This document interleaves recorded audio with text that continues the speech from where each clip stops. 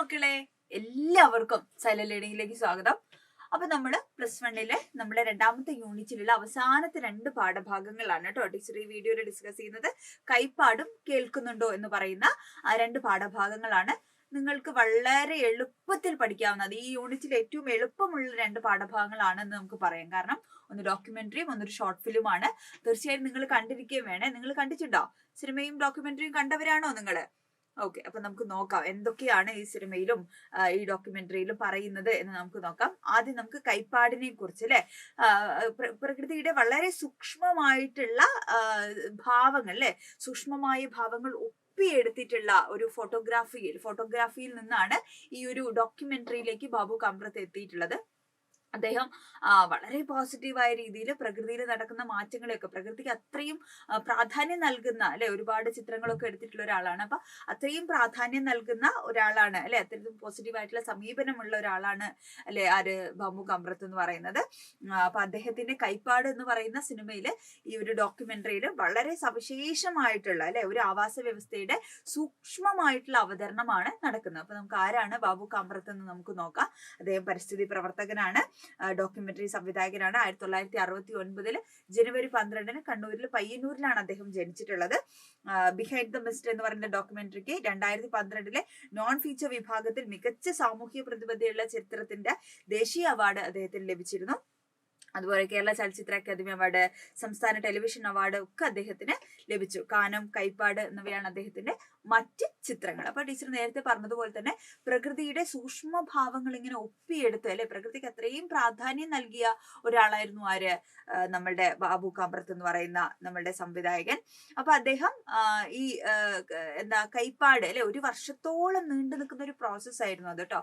ഇപ്പൊ ഈ ഡോക്യുമെന്ററി കണ്ടിട്ടുള്ള മക്കൾക്ക് അറിയാം, അതൊരു പെട്ടെന്ന് ഒരു ദിവസം തിരക്കഥ എഴുതി സംഭാഷണം എഴുതി ഉണ്ടാക്കാൻ പറ്റുന്ന ഒരു സാധനമല്ല ഡോക്യുമെന്ററി എന്ന് പറയുന്നത്. ഡോക്യുമെന്ററി എന്താണ്, ഷോർട്ട് ഫിലിം, ഫീച്ചർ ഫിലിം ഒക്കെ എന്താണെന്നുള്ളത് നമുക്ക് പഠിക്കണം കേട്ടോ. അതും കൂടെ ടീച്ചർ പറഞ്ഞുതരാം. ചിലപ്പോൾ അതൊരു ചോദ്യമായിട്ട് നമുക്ക് വരാനും സാധ്യതയുണ്ട് അല്ലെ. അപ്പൊ പുഴ കടലിൽ ചേരുന്ന അഴിമുഖത്തിന് പിന്നിലായിട്ട് ഇങ്ങനെ ഒരു ചളി നിറഞ്ഞു കിടക്കുന്ന അല്ലെ ചതുപ്പ് നിലത്തെയാണ് എന്ത് പറയുന്നത്, കൈപ്പാട് എന്ന് പറയുന്നത് കേട്ടോ. അപ്പൊ ഇവിടെ ഫലപുഷ്ടമായിട്ടുള്ള നിലമാണ്. അതില് പലതരത്തിലുള്ള വൈവിധ്യമാർന്ന കൃഷി രീതികള്, പലതരത്തിലുള്ള ജീവിവർഗങ്ങള് അല്ലെ, ഒരു ആവാസ ഒരു സംസ്കാരമാണ് നമ്മളുടെ ഈ കൈപ്പാട് എന്ന് സംവിധായകൻ എന്ത് ചെയ്തിരിക്കുന്നുണ്ട്, അടയാളപ്പെടുത്തി വെക്കുന്നുണ്ട് കേട്ടോ. അപ്പൊ ജീവിതം എന്നത് മനുഷ്യരുടേത് മാത്രമല്ല, കൈപ്പാടിലെ പ്രാണി ലോകത്തിൻ്റെത് കൂടെയാണ് എന്ന് ഈ ഒരു അല്ലെ, എത്രയോ ജീവികൾ, സൂക്ഷ്മജീവികളും പക്ഷികള് അല്ലെ, ഒരുപാട് അല്ലെ ജീവികൾ എന്ത് ചെയ്യുന്നുണ്ട്, ഇതിനെ ആസ്പദമാക്കി ജീവിക്കുന്നത് അല്ലെ. അപ്പൊ നമുക്ക് തന്നെ തോന്നും അല്ലെ, മനുഷ്യൻ മാത്രം സാധ്യമാവുന്ന അല്ലെങ്കിൽ ബാക്കിയാവുന്ന ഒരു വികസനത്തിന്റെ ലോകത്തെ നമ്മൾ ജീവിക്കുന്നത് അല്ലെ. മറ്റുള്ള ജീവിവർഗങ്ങളെയും പ്രാണികളെയും ഒന്നും മൈൻഡ് ചെയ്യാതെ നമ്മളെ മാത്രം പുരോഗമനം ലക്ഷ്യമാക്കിക്കൊണ്ട് ജീവിക്കുന്ന ആളുകളാണ് അല്ലെ, പുതിയ കാലത്ത് പ്രത്യേകിച്ചും. അപ്പൊ ഇങ്ങനെ ഒരു കാലഘട്ടത്തില് പരിസ്ഥിതിക്ക് നൽകേണ്ട പ്രാധാന്യത്തെ കുറിച്ച് ഈ ഒരു ഷോർട്ട് ഫിലിമിലൂടെ വളരെ കൃത്യമായ രീതിയിൽ എന്ത് ചെയ്യണു, സംവിധായകൻ നമ്മളെ ഇത് ബോധ്യപ്പെടുത്തി തരുന്നുണ്ട് എന്നുള്ളതാണ് കേട്ടോ. അപ്പൊ ഡോക്യുമെന്ററി എന്താന്നുള്ളത് നമുക്ക് നോക്കാം. ഒരു യഥാർത്ഥ വിഷയമാണ് കേട്ടോ. നമ്മളിപ്പോ സിനിമയും ഷോർട്ട് ഫിലിം ഒക്കെ ചെയ്യുന്ന സമയത്ത് അതിൽ ഏതെങ്കിലും ഒരു ഇമാജിനേഷൻ ആണ് അല്ലെ, ഇല്ലാത്തൊരു കഥയാണ്, നമ്മൾ ഉള്ള കഥയാണെങ്കിലും അതിൽ കുറെ കൂടെ സംവിധായകന്റെ ഒരു ഭാവനയൊക്കെ നമുക്ക് കാണാൻ പറ്റും. പക്ഷെ നമ്മുടെ ഡോക്യുമെന്ററിയിൽ ഒരിക്കലും എന്ത് ചെയ്യാൻ പറ്റില്ലടാ, ഇത്തരത്തിൽ ഭാവനയൊന്നും നമുക്ക് ഒരിക്കലും കൊണ്ടുവരാൻ പറ്റില്ല കേട്ടോ. അത് യഥാർത്ഥ സംഭവത്തെ എന്ത് ചെയ്യണേ, ഡോക്യുമെന്ററിയിൽ അവതരിപ്പിക്കുന്നത്. വസ്തുനിഷ്ഠതയ്ക്കാണ് പ്രാധാന്യം. സാങ്കല്പിക രംഗങ്ങളൊന്നും ഇവിടെ ഉണ്ടാവില്ല. അതേപോലെ നടൻ അല്ലെ, മോഹൻലാലും മമ്മൂട്ടിയും ഒന്നും നമുക്ക് ഡോക്യുമെന്ററിയിൽ കാണാൻ പറ്റില്ല കേട്ടോ. അപ്പൊ അത് കുറച്ചുകൂടെ നോളജ് ബേസ്ഡ് ആണ്, നമുക്ക് അറിവ് നേടുന്നതിന് വേണ്ടിയുള്ള ഒരു ഉപാധിയായിട്ടാണ് നമ്മൾ അതിനെ കാണുന്നത്. ഏതെങ്കിലും പ്രശ്നവുമായി ബന്ധപ്പെട്ട ആളുകൾ മാത്രം, ഇപ്പൊ ഡോക്യുമെന്ററിയുമായി ബന്ധപ്പെടുന്ന ഏതെങ്കിലും ഒരു ഇഷ്യൂ അവതരിപ്പിക്കുകയാണെങ്കിൽ അതുമായി ബന്ധപ്പെടുന്ന ആളുകൾ മാത്രമാണ് എന്ത് ചെയ്യുന്നത്, നമ്മളുടെ സീനിൽ വരുന്നത്. അത് അഭിനയൊന്നുമല്ല, വളരെ റിയലിസ്റ്റിക് ആയിട്ടുള്ള രീതിയിലുള്ള അഭിമുഖമോ ആ രീതിയിലൊക്കെ ആയിരിക്കാം കേട്ടോ. ചോദ്യത്തിന് ഉത്തരം പറയാം, ആ രീതിയിലൊക്കെ ആയിരിക്കാം എന്ത് ചെയ്യുന്നത്, വരുന്നത്. പിന്നെ സംഭാഷണമൊന്നും ഉണ്ടാവില്ല, പകരം വിവരണം ഉപയോഗിക്കുന്നു. അഭിമുഖങ്ങളും മറ്റും എന്ത് ചെയ്യുന്നു, പ്രയോജനപ്പെടുത്തും. യഥാർത്ഥ രംഗത്ത് അതിനെ സെറ്റ് ഇടാനൊന്നും പറ്റില്ല, റിയൽ ആയിട്ടുള്ള സാധനങ്ങൾ മാത്രമേ എന്ത് ചെയ്യാൻ പറ്റുള്ളൂ, കാണിക്കാൻ പറ്റുള്ളൂ. ആസ്വാദനത്തെക്കാൾ അറിയിക്കുക, നമ്മളത് ആസ്വദിക്കുക എന്നുള്ളതിന് പകരം അതിൽ നിന്ന് അറിവ് നേടുക എന്നുള്ളതാണ് ഡോക്യുമെന്ററികളുടെ ഒരു പ്രധാനപ്പെട്ട സവിശേഷത. അതുകൊണ്ട് തന്നെ മറ്റു സിനിമയിലെ പോലെ ഗ്രൂപ്പ് ഡാൻസിന് വേണ്ടിയിട്ടില്ലേ കുറെ പാത്രമൊക്കെ എടുത്ത് ഒരേപോലെ ഡ്രസ്സൊക്കെ ഇട്ട് വരുന്ന ചേച്ചിമാരും ചേട്ടന്മാരൊന്നും ഇതിനകത്ത് ഉണ്ടാവില്ല കേട്ടോ. പാട്ട്, നൃത്തം അങ്ങനെയുള്ള എന്താ പറയാ രസക്കൂട്ടുകളൊന്നും എവിടെ ഉണ്ടാവില്ല, നമ്മുടെ ഡോക്യുമെന്ററിയിൽ ഉണ്ടാവില്ല. ഇനി ഫീച്ചർ സിനിമയാണ്. ഒരു സാങ്കല്പിക കഥയെ അടിസ്ഥാനമാക്കിയിട്ടാണ് ഫീച്ചർ സിനിമ നിർമ്മിക്കുന്നത്. ഇപ്പൊ ടീച്ചറെക്കാളും ഭംഗിയിൽ നിങ്ങൾക്ക് അത് എഴുതാൻ പറ്റും അല്ലെ. കഥാപാത്രങ്ങളെയൊക്കെ അവതരിപ്പിക്കുന്ന നടീനടന്മാരാണ്. ഫീച്ചർ സിനിമയിൽ സംഭാഷണങ്ങൾക്ക് വളരെയധികം പ്രാധാന്യമുണ്ട്. കൃത്രിമമായിട്ടുള്ള രംഗങ്ങളൊക്കെ ഉപയോഗിക്കും, സെറ്റൊക്കെ ഇടാം അല്ലെ, അങ്ങനെയുള്ള കാര്യങ്ങളൊക്കെ ഉപയോഗിക്കും. ആസ്വാദന പ്രധാനമായതുകൊണ്ട് തന്നെ പാട്ട്, നൃത്തം, സംഘട്ടനം അല്ലെ, അടി, പിടി, കുത്ത്, ചവിട്ട് എല്ലാം എന്ത് ചെയ്യുന്നുണ്ട് നമ്മുടെ ഫീച്ചർ സിനിമകളിൽ നമുക്ക് കാണാൻ പറ്റും. അപ്പൊ നമ്മുടെ ഡോക്യുമെന്ററിയിൽ അല്ലെ, നമ്മുടെ കൈപ്പാട് എന്ന് പറയുന്ന ഡോക്യുമെന്ററിയിൽ നമുക്ക് നോക്കാം എന്തൊക്കെയാ പറയുന്നത് നോക്കാം അല്ലെ. 30 മിനിറ്റുള്ള ഒരു തിരക്കഥയാണ് ഈ നമ്മുടെ കൈപ്പാടിന്റെ തിരക്കഥ. 30 മിനിറ്റ് ആണ് കേട്ടോ. അപ്പൊ കാടിനെ കുറിച്ച്, വന്യജീവികളെ കുറിച്ചൊക്കെ നമ്മൾ എന്ത് ചെയ്യാറുണ്ട്, ഭീകരമായിട്ട് നമ്മൾ പറയാറുണ്ട്. കാട് വെട്ടുന്നതിനെ കുറിച്ച്, ഭീകരജീവികൾ, ആനയുടെ പ്രശ്നം, കടുവയുടെ പ്രശ്നമൊക്കെ നമ്മൾ ചർച്ച ചെയ്യാറുണ്ട്. പക്ഷേ നമ്മളുടെ ഏറ്റവും തൊട്ട പരിസരത്തുള്ള ഏറ്റവും ചെറിയ പ്രാണി ലോകത്തെ കുറിച്ച് ഒരിക്കലും എന്ത് ചെയ്യാറില്ല, അല്ലെങ്കിൽ പരിസ്ഥിതിക പ്രശ്നങ്ങളെ കുറിച്ച് നമ്മൾ ഒരിക്കലും നമുക്ക് 100,000 പേർ പ്രശ്നങ്ങളുണ്ടല്ലോ, ഇതിനെക്കുറിച്ച് ഇപ്പൊ എന്തിനാണ് ആവലാതിപ്പെടുന്നത് നമുക്ക് തോന്നും. പക്ഷെ ഇതെല്ലാം നിലനിന്ന് കഴിഞ്ഞാല് മനുഷ്യന് ജീവിക്കാൻ പറ്റൂ എന്നുള്ളത് ഇതുവരെയും മനുഷ്യൻ തിരിച്ചറിഞ്ഞിട്ടില്ല. അതുകൊണ്ടാണ് നമ്മൾ ഈ കോപ്രായങ്ങൾ മുഴുവൻ നമ്മൾ കാണിച്ചു കൂട്ടുന്നത് അല്ലെ. അപ്പൊ ഈ സമീപനത്തെ മറികടന്നുകൊണ്ടാണ് കൈപ്പാട് എന്ന് പറയുന്ന ഡോക്യുമെന്ററി ചിത്രം എന്ത് ചെയ്യുന്നത്, കേരളത്തിലെ മറഞ്ഞു പോകുന്ന അല്ലെ. നിങ്ങളിൽ ആരെങ്കിലും ഒക്കെ കൈപ്പാടുകൾ കണ്ടിട്ടുണ്ടോ, നേരിട്ട് കണ്ടിട്ടുണ്ടോ? കൈപ്പാടുകളെ കുറിച്ച് ഇതിനു മുമ്പ് കേട്ടിട്ടുണ്ടോ? ഇല്ല. എന്തുകൊണ്ടാണ്? അതിന്റെ പ്രാധാന്യം അത്രയും നമ്മളുടെ സമൂഹത്തിൽ നിന്ന് കൽപ്പിച്ചു വരുന്നുള്ളൂ അല്ലെ. അപ്പൊ ഇല്ലാതായിക്കൊണ്ടിരിക്കുകയാണ്. ഇങ്ങനെയുള്ള കൈപ്പാടുകളും ചെളിയിൽ പണിയെടുക്കുന്ന ആളുകളൊക്കെ അനുദിനം എന്ത് ചെയ്യാണ്, കുറഞ്ഞുകൊണ്ടിരിക്കുന്ന ഒരു കാലഘട്ടത്തിലാണ് നമ്മൾ ജീവിക്കണേ അല്ലെ. അപ്പൊ അങ്ങനെയുള്ള ഡോക്യുമെന്ററി സിനിമ കേരളത്തിലെ മാഞ്ഞു പോകുന്ന കൈപ്പാടുകളെ കുറിച്ചുള്ള ഉത്കണ്ഠയാണ് പങ്കുവയ്ക്കുന്നത്. കൈപ്പാടുകൾ എത്രമാത്രം പാരിസ്ഥിതിക പ്രാധാന്യമുള്ളവയാണെന്നും അവ തദ്ദേശികവാസികളുടെ ജീവിത ഉപാധിയാവുന്നത് എങ്ങനെയെന്നുമുള്ള തിരിച്ചറിവിലേക്ക് ഈ സിനിമ നമ്മളെ കൊണ്ടുപോവാണ്. അപ്പോ പുഴ കടലിൽ ചേരുന്ന അഴിമുഖത്തിന് പുറകെ ഒരു ജലം കയറി നിൽക്കുന്ന കായലുകളോട് ചേർന്ന് ഏറ്റിറക്കങ്ങളിൽ അല്ലെ പുഷ്ടി പ്രാപിക്കുന്ന ചെളി പുതഞ്ഞ ചതുപ്പു നിലം, കായലിന്റെ ബാക്കിലേക്ക് നിൽക്കുന്ന ചെളി പുതഞ്ഞ ചതുപ്പ് നിലത്തെയാണ് നമ്മൾ കൈപ്പാട് നിലങ്ങൾ എന്ന് പറയുന്നത് കേട്ടോ. മനുഷ്യനും പ്രകൃതിയും പാരസ്പര്യത്തിൽ പുലരുന്ന കൃഷിയും ജീവിതമാണ് കൈപ്പാട് നിലങ്ങളിൽ നമ്മൾ കാണുന്നത്. അപ്പൊ ഒരു കൃത്യമായ ഇടവേളകളിലാണ് അവിടെ കൃഷി ചെയ്യപ്പെടുന്നത്. അവിടെ ഇന്ന് കൃഷി ചെയ്യാൻ മനുഷ്യൻ അല്ലെ മാത്രം അല്ലെ അവന്റെ വിത്തൊക്കെ മൂടിപ്പൊതിച്ച് വെച്ച് അങ്ങനെയൊന്നും അല്ല. അവിടെ പ്രകൃതിയും പരിസ്ഥിതിയും സൂക്ഷ്മജീവികൾ എല്ലാരും ചേർന്നിരിക്കുന്ന ഒരു ഒരു ഒരു ഒരു എന്താ പറയാ, വളരെ മനോഹരമായിട്ടുള്ള ഒരു സംസ്കാരം നമുക്ക് അവിടെ കാണാൻ പറ്റും. എല്ലാരെയും ഉൾക്കൊണ്ട് ചേർന്ന് നിൽക്കുന്നത് കേട്ടോ. അതുകൊണ്ടാണ് അതിനെ കൈപ്പാട് ജീവിതം അല്ലെ, സംവിധായകൻ അതിനെ കൈപ്പാട് ജീവിതം എന്ന വളരെ മനോഹരമായ രീതിയിൽ സംസ്കാരം എന്ന് അതിനെ അടയാളപ്പെടുത്തുന്നത് അതുകൊണ്ട് തന്നെയാണ്. മഴയും പുഴയും കായലും മനുഷ്യനും ഒക്കെ ചേർന്ന് പരുവപ്പെടുന്ന നിലത്തിലെ നെൽകൃഷിയും ചെമ്മീൻ കൃഷിയും മത്സ്യബന്ധനത്തിനും മനുഷ്യനോടൊപ്പം കിളികളും മറ്റ് പ്രാണിലോകങ്ങളും ഒക്കെ എന്ത് ചെയ്യുന്നുണ്ട്, അതിൽ പങ്കെടുക്കുന്നുണ്ട്. അപ്പൊ മനുഷ്യൻ മാത്രല്ല, അവിടെ ഇടവേളകളിലായിട്ട് പലതരത്തിലുള്ള കൃഷി നടക്കാറുണ്ട്. അപ്പൊ ഇതിലൊക്കെ ആരും പങ്കെടുക്കണു, പ്രാണികളായിക്കോട്ടെ, പക്ഷികളാവട്ടെ, മനുഷ്യരും മത്സ്യം എല്ലാവരും ഒന്ന് ചേർന്ന് നിൽക്കുന്ന അല്ലെ ഒരു സംസ്കാരം നമുക്ക് അവിടെ കാണാൻ പറ്റും. എല്ലാവർക്കും ആവശ്യത്തിനുള്ളത് ആ നിലത്തുനിന്ന് കിട്ടുന്നു. മനുഷ്യനുള്ള മനുഷ്യനോട്ടും, പ്രാണിക്കുള്ള പ്രാണിക്കിട്ടും, പക്ഷിക്കുള്ളത് പക്ഷിക്ക് കിട്ടും അല്ലെ. അങ്ങനെ ആധുനിക വാണിജ്യ കൃഷിയുടെ കടും കൃഷി സമ്പ്രദായങ്ങളൊന്നും പിന്തുടരാത്ത കൈപ്പാടിൽ അഗ്രികൾച്ചർ അല്ലെ ഒരു ബിസിനസ് അല്ല, മറിച്ച് എന്താണ്, അതൊരു കൾച്ചറാണ് അല്ലെ.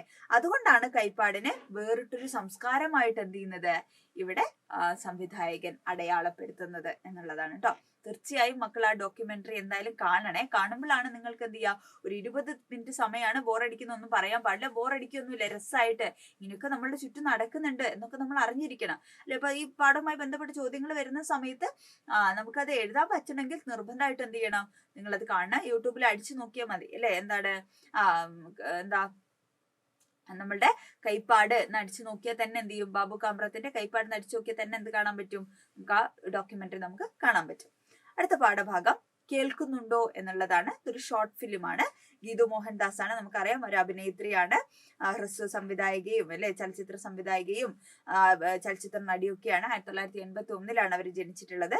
അപ്പൊ ഈ കേൾക്കുന്നുണ്ടോ എന്ന് പറയുന്ന ചിത്രം 2009 ഗോവ അന്താരാഷ്ട്ര ചലച്ചിത്രോത്സവത്തില് ഹ്രസ്വ ചിത്രമായിട്ട് കേട്ടോ, മികച്ച ഹ്രസ്വ ചിത്രമായിട്ടൊക്കെ തെരഞ്ഞെടുക്കപ്പെട്ടിട്ടുണ്ട്. അപ്പൊ ഇതിലുള്ള ബാലനടിക്ക് 2006 മികച്ച നടിക്കുള്ള അവാർഡൊക്കെ ലഭിച്ചിട്ടുണ്ട്. അപ്പൊ അത്ര പ്രധാനപ്പെട്ട ഒരു ഷോർട്ട് ഫിലിം ആണത് അല്ലെ. നമ്മളെ പാഠപുസ്തകത്തിൽ ഉൾപ്പെടുത്തുമ്പോ തന്നെ നമുക്ക് ഊഹിച്ചൂടെ. ഓക്കെ. അപ്പൊ ഗീതു മോഹൻദാസ് എന്ന് പറയുന്നത് സിനിമ മനുഷ്യരുടെ വ്യക്തി ജീവിതവും സാമൂഹ്യ ജീവിതവും അല്ലെ അത് വിശകലനം ചെയ്യാനുള്ള ഒരു മാധ്യമമായിട്ടാണ് ഗീതു മോഹൻദാസിന്റെ അല്ലെ ആ ഒരു ഷോർട്ട് ഫിലിം അല്ലെങ്കിൽ അവരുടെ ചിത്രങ്ങൾ നമ്മൾ കണ്ടിട്ടുള്ളത്. അപ്പൊ സിനിമയിലെ ഗൗരവമുള്ള സാമൂഹ്യ വിഷയങ്ങൾക്ക് പുറമെ മനുഷ്യബന്ധങ്ങളും സൂക്ഷ്മമായിട്ട് എന്ത് ചെയ്യുന്നുണ്ട്, ഈ ഒരു അല്ലെ ഓരോ ക്യാരക്ടറും മനുഷ്യബന്ധങ്ങളെയും വളരെ ക്ലിയർ ആയിട്ട് എന്ത് ചെയ്യുന്നുണ്ട്, ഇവിടെ ചർച്ച ചെയ്യുന്നുണ്ട് എന്നുള്ളതാണ് കേട്ടോ. അപ്പൊ ഇത് 25 മിനിറ്റ് സമയമുള്ളൊരു തിരക്കഥയാണ്. ഫീച്ചർ സിനിമയുടെ കൂട്ടത്തിൽ പെടുത്താവുന്നവയാണ് ഹ്രസ്വ ചിത്രങ്ങൾ. അപ്പൊ ഹ്രസ്വമാണ് നേരിടും, അതിന് സമയക്കുറവാണ്. ഫീച്ചർ സിനിമ എന്ന് വെച്ചാൽ ദീർഘം 2-3 മണിക്കൂർ ഉണ്ടാവും. ഹ്രസ്വം എന്ന് വെച്ചാൽ കുറച്ച് സമയം മാത്രമുള്ള അതിന് ഷോർട്ട് ഫിലിം എന്ന് പറയുന്നത്. ദൈർഘ്യക്കുറവാണ് അവയെ പ്രത്യേക വിഭാഗമായിട്ട് കണക്കാക്കാനുള്ള കാരണം. കുറച്ച് ദൃശ്യങ്ങളിലൂടെ കുറഞ്ഞ സമയം കൊണ്ട് അവതരിപ്പിക്കുന്ന വിഷയങ്ങളെയാണ് ഷോർട്ട് ഫിലിമുകൾ കൈകാര്യം ചെയ്യുന്നത്. സാധാരണയായി 45 മിനിറ്റിൽ കുറവുള്ള ഫീച്ചർ സിനിമകളെയാണ് ഷോർട്ട് ഫിലിം അഥവാ ഹ്രസ്വ ചിത്രമായിട്ട് കണക്കാക്കുന്നത് കേട്ടോ.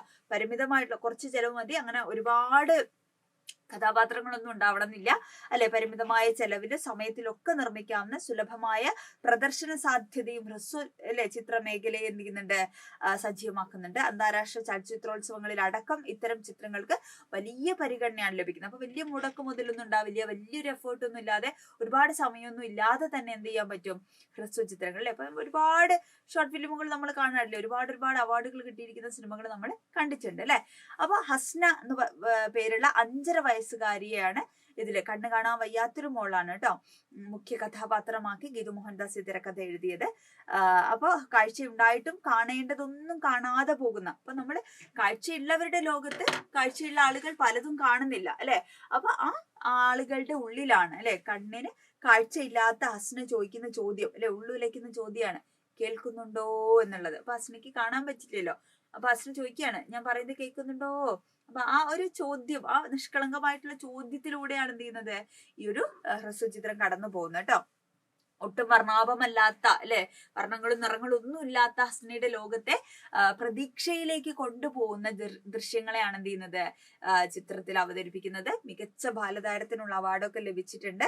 അപ്പൊ മികച്ച ചിത്രത്തിനുള്ള അല്ലെ അവാർഡും ഹ്രസ്വ ചിത്രത്തിനുള്ള അവാർഡും നമ്മളുടെ ഈ സിനിമ ലഭിച്ചിട്ടുണ്ട് കേട്ടോ. പിന്നെ മുതലാളിയും തൊഴിലാളിയും തമ്മിലുള്ള ബന്ധം, പണത്തിന്റെ ലാഭനഷ്ടങ്ങള് അല്ലെ, പിന്നെന്താണ് മാത്യു സാർ എന്ന് പറയുന്ന ഒരു കഥാപാത്രം ഉണ്ട് അതിനകത്ത്. അയാള് പണത്തിന്റെ അല്ലെ ലാഭത്തിന്റെയും നഷ്ടത്തിൽ മാത്രമാണ് മനുഷ്യരെ അളക്കുന്നത്. അപ്പൊ ഇങ്ങനെ ഒരുപാട് മനുഷ്യബന്ധങ്ങളെ കുറിച്ചും അല്ലെ സാമൂഹ്യാവസ്ഥയെ കുറിച്ചും അല്ലെ കണ്ണ് ഉണ്ടായിട്ടും പലതും കാണാത്ത മനുഷ്യരെ ഒക്കെ എന്ത് ചെയ്യുന്നുണ്ട് നമ്മളുടെ ഈ ഒരു ഹ്രസ്വ ചിത്രത്തില് ഗീതു മോഹൻദാസ് അവതരിപ്പിക്കുന്നുണ്ട്. അപ്പൊ കൈപ്പാടാണെങ്കിലും ശരി, കേൾക്കുന്നുണ്ടോ ആണെങ്കിലും ശരി, 2 ചിത്രങ്ങളും അല്ലെ ഡോക്യുമെന്ററിയും ഷോർട്ട് ഫിലിം എന്ത് ചെയ്യണം, നിർബന്ധമായിട്ട് മക്കൾ കാണണം.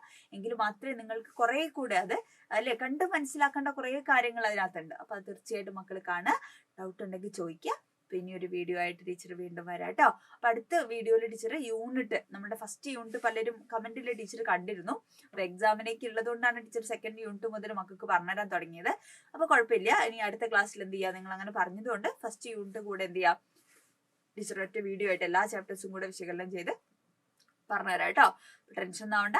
എന്നാലും വളരെ കുറച്ച് ദിവസമേ പരീക്ഷയ്ക്കുള്ളൂ. സെറ്റ് ആയിട്ടിരിക്കണം, അടിപൊളിയായിട്ടിരിക്കണം. നിങ്ങൾക്ക് ഇനി വേറെ എന്തെങ്കിലും ഒക്കെ ആവശ്യമുണ്ടെങ്കിൽ മക്കൾ അതും കൂടെ കമന്റ് ചെയ്യണം കേട്ടോ. വേറെ ഏതെങ്കിലും പാഠങ്ങൾ അല്ലെ മനസ്സിലാവാത്തൊക്കെ ഉണ്ടെങ്കിൽ അത് കൂടെ ആഡ് ചെയ്യണം. ടീച്ചർ അത് പറഞ്ഞുതരാൻ വേണ്ടി ശ്രമിക്കാം. അപ്പൊ ഇനി ഒരു ക്ലാസ്സിൽ നമുക്ക് വീണ്ടും കാണാം. Okay, by.